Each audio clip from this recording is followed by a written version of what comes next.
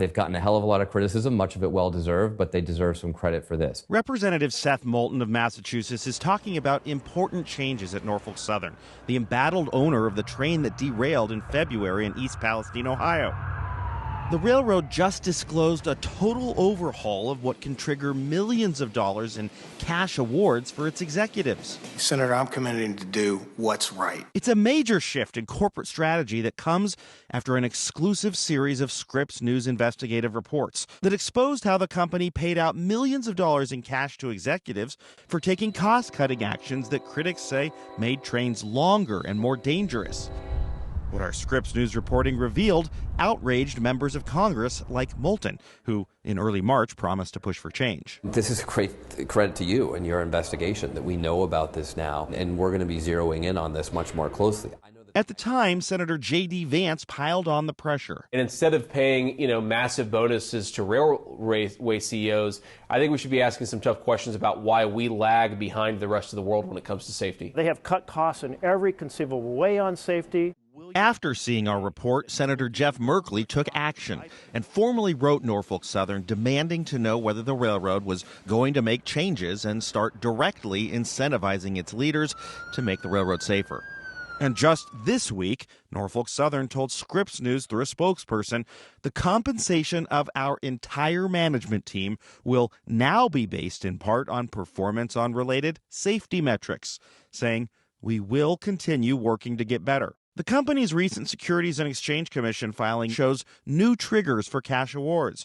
They now include injury rates, accident rates, and even on-time performance.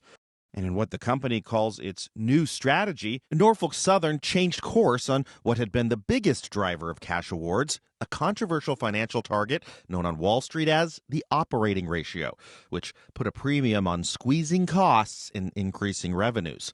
Critics say it prioritized cost-cutting over safety. The company dropped it entirely. Operating ratio is gone from the cash incentives. The disappearance of operating ratio from the bonus criteria for Norfolk Southern executives is a major accomplishment. Steve Dittmeyer is the Federal Railroad Administration's former director of research. He spoke out in our first reports about how the old focus on that controversial Wall Street metric encouraged an emphasis on longer trains, leading to bigger pileups. Norfolk Southern obviously felt pressure from Congress, from the news stories that Scripps put out on this matter, and I think Alan Shaw and the board decided that this shift had to be made. Norfolk Southern's new incentive structure for executives ties 10% of its cash awards directly to safety. I think that's, on one hand, wonderful, but they are still fairly small percentages of the bonus package. Congressman Moulton says Norfolk Southern's new willingness to tie safety performance to cash awards for its leadership is long overdue. I think it will make a difference in safety. I think Norfolk Southern is demonstrating some real leadership here, and I hope other major railroads follow their lead.